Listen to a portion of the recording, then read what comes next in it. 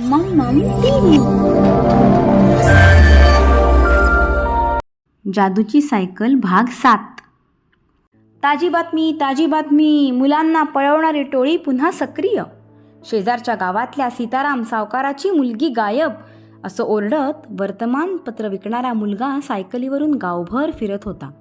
शाळेला जाताना श्रीनिवासने ही बातमी ऐकली आणि एक भीती त्याच्या मनाला शिवून गेली.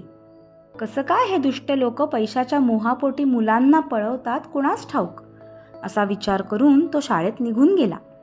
दुसऱ्या दिवशी रविवार होता. गावाबाहेरच्या टेकडीवर खंडोबाचं मंदिर होतं. मागं एक छोटीशी दगडाची खाण होती. पावसाळ्याच्या दिवसात खाण पाण्यानं भरलेली असायची. त्यात छोटी छोटी बदकं माना हलवत डुंबत असायची. संध्याकाळी गार वारं सुटलं की तिथं दगडावर बसून पाण्यात दगडं टाकत बसलं की मन कसं ताजं तवानं व्हायचं. श्रीनिवास आणि त्याच्या सगळ्या मित्रांचा रविवारी संध्याकाळी तिकडेच जायचा विचार होता. सुकी भेळ, चुरमुरे, फुटाणे, केळी असा सगळा खाऊ घेऊन 7ही जणं सायकलींवर डबल सीट निघाले. टेकडीच्या पायथ्याशी सायकली लावायला जागा होती. तिकडे सायकली लावून पायवाटेवरून वर निघाले. दोन्ही बाजूनी गच्च हिरवी झाडी इतकी सुंदर दिसत होती. सगळेजण गप्पा मारत मारत खाणीजवळ पोचले. 1-2 तास आरामात घालवला, खाऊ खाल्ला. तसा हळूहळू सूर्य मावळून अंधार पडू लागला. सगळे घरी जायला निघाले. मला ना इकडून एक शॉर्टकट माहिती आहे, तिकडून जाऊया का, असं दिग्या म्हणाला. श्रीनिवास म्हणाला, अरे अंधारात कुठे, राहू देत, चल इथून उतरायचं म्हणजे 1 तास लागेल. बरं चल, असं म्हणून घाईघाईने सगळे घरी जायला निघाले.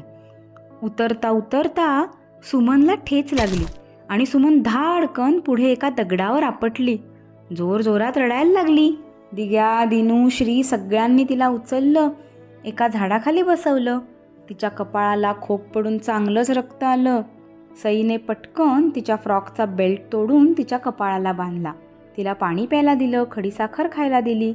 यातच अर्धा तास गेला. तोवर चांगलंच अंधारून आलं होतं.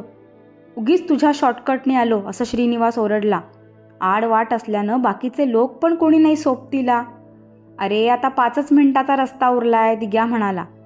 कोणी काहीच बोले ना, फक्त किर किर असा रातकिड्यांचा आवाज तेवढा येत होता.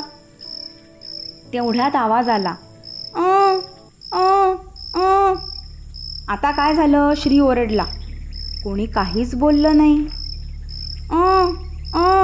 परत आवाज आला. सगळ्यांनी चमकून मागे वळून पाहिलं.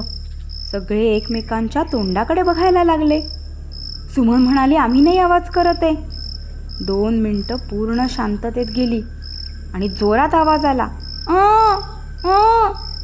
आवाज नक्कीच झाडीतून येत होता. आता मात्र सगळ्यांची पाचावर धारण बसली. सई तर रडवेलीच झाली. मला घरी जायचं भीती वाटतेय म्हणून रडायला लागली. शांत बसा. श्रीनिवास आणि दिग्या हलक्या पावलांनी पुढे जात म्हणाले, आम्ही बघतो, तुम्ही इथेच थांबा. दिग्याने तेवढ्यात खाली पडलेली एक काठी उचलली. न जाणो आत कोणी असेल, मारा लागली वगैरे तर राहू देत. दिग्या आणि श्रीयात झाडीत शिरले. 2 मिनिटांनी दिसेनासे झाले.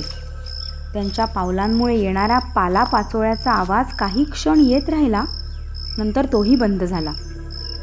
पुढची 5 मिनिटं अगदी शांततेत गेली आणि एकदम पळण्याचा आवाज आला. सगळेजण एकमेकाला घट्ट धरून थरथरत उभे राहिले आणि एकदम झाडीतून 3 जण बाहेर आले. श्रीनिवास, दिग्या आणि केतकी. ही कोण रे, सगळ्यांनी विचारलं. उत्तरं द्यायला वेळ नाहीये, चला पळत सुटा. सगळे वाऱ्याच्या वेगाने सुसाट निघाले. क्षणभरही न थांबता सायकलींपाशी पोचले. श्रीनिवासने केतकीला त्याच्या सायकलच्या मागे बसवलं आणि सायकलला पॅडल मारणार तितक्यात त्याचा शर्ट मागून कोणीतरी पकडला.